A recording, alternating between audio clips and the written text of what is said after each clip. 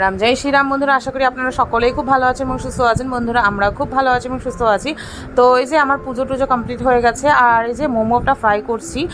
তার কারণ হলো অ্যাকচুয়ালি মামিরা কালকে এসেছিল, কালকে ছিল শনিবার, তো আজকে তো হলো সানডে। তো মামিরা এসেছিল, তো মোমো নিয়ে এসেছিল।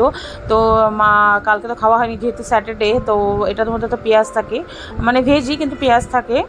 তো যার কারণে আজকে ভাবলাম যে মোমোটা ফ্রাই করে ব্রেকফাস্টে খাবো। তো মাকে আগেই খাইয়ে দিয়েছি। তার মামিরা এসেছিলো, দিদা এসেছিলো, দিদি সবাই এসেছিলো। তার কারণ হলো মা শুক্রবারের দিন আমি যখন আমি আর রনি আসি, তখন দেখি মার তো অবস্থা পুরো খারাপ, মানে মা পুরো সেন্সলেস হয়ে গেছিলো। মার চারিদিকে অন্ধকার লাগছিলো, গা হাত পা পুরো ঠান্ডা, মানে কি বলবো আপনাদের, পুরো ঠান্ডা হয়ে গেছিলো, শুধু ওপরের দিকে তাকাচ্ছিলো। মানে ওই মুমেন্টটা খুবই স্ক্যারি ছিল আমার, মানে কি বলবো, অমন মুমেন্ট দেখলে বাবার ওই সময়কার কথাগুলো আমার মনে পড়ছিল। আমি মানে কি করব, মনটা শক্ত করে, চোখের থেকে তো জল বেরোচ্ছিলো। তারপরে রনি তাড়াতাড়ি করে ওআরএস আনলো, মা খেলো। তারপরে আমি তো প্রভুর নাম নিয়ে যাচ্ছি, প্রভুর চরণ থেকে একটা ফুল নিয়ে মাকে দিলাম, মার মাথার মধ্যে রাখলাম, হনুমান চালিসা পড়ে যাচ্ছি, প্রভুর নাম নিয়ে যাচ্ছি। আমি তো সবসময় প্রভুর নাম নিই, ঠিক আছে। তো তারপরে গিয়ে দু ঘন্টা পরে মা গিয়ে তারপর ঠিক হলো। মানে কোনো রকম কথাও বলতে পারছিল না বন্ধুরা, মানে আপনাদের কি বলবো, মানে কিছু বলার নেই আমার। তো যাই হোক, ওই মুমেন্টটা আমার লাইফে খুবই স্কেয়ারি ছিল। আর মানে ওই মুমেন্টগুলো শুধু, মানে তখন মার যখন এমন হয়েছিল না, আমার শুধু বাবার কথাই মনে পড়ছিল। কারণ ওই মুমেন্টটা আমি বাবার, মানে যখন আমি খুবই ছোট ছিলাম, তখন ওই বাবা যখন, মানে কি বলবো, বাবা যখন অসুস্থ ছিল, ওই অবস্থায় যখন হসপিটালে এসেছিলো, তো বাবারও এমন সিচুয়েশান হয়ে গেছিলো। তো আমার ওই মুমেন্টগুলোই মনে পড়ছিল। যাই হোক, আমি তাও প্রভুর নাম নিচ্ছিলাম। তো জানি প্রভু যা করবেন ভালোই করবেন, প্রভু সব কিছু ঠিক করে দেবেন।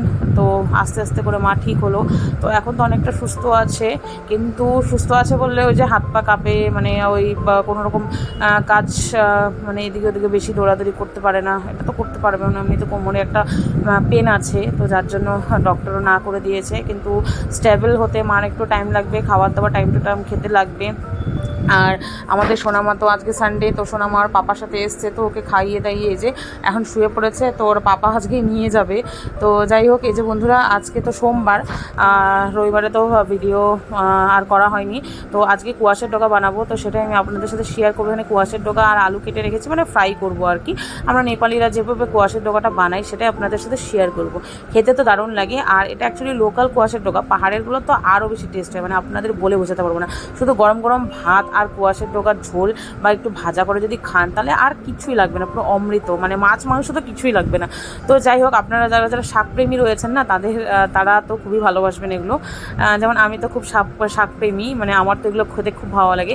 তো যাই হোক, কীভাবে বানাচ্ছি ওটা আপনাদের সাথে শেয়ার করছি আর কি বন্ধুরা। প্রথমে তেলটা দিলাম কড়াইয়ে, তেলটা একটু গরম হলো, তার মধ্যে পাঁচফোড়ন বা আপনারা যদি কালো জিরা দিতে চান সেটাও দিতে পারবেন।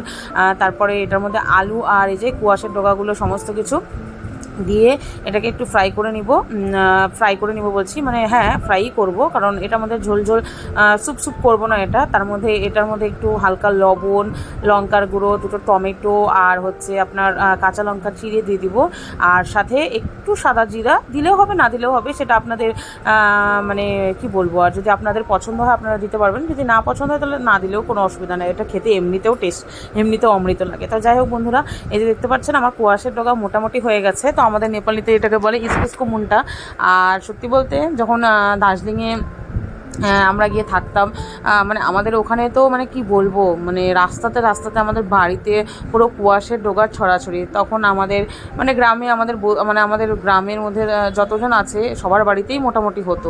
ছোটোবেলায় তো খুবই খেয়েছি, খুব। আর ইভেন কি এখনও খুব ভালো লাগে। তো যাই হোক, অ্যাকচুয়ালি মামিরা এসেছিলো, তো মামিরা নিয়ে এসছে অনেক কিছু নিয়ে এসছে মার জন্য, ফ্রুটস থেকে শুরু করে ড্রাই ফ্রুট। কিন্তু মা তো খাবার দাবার অতিরিক্ত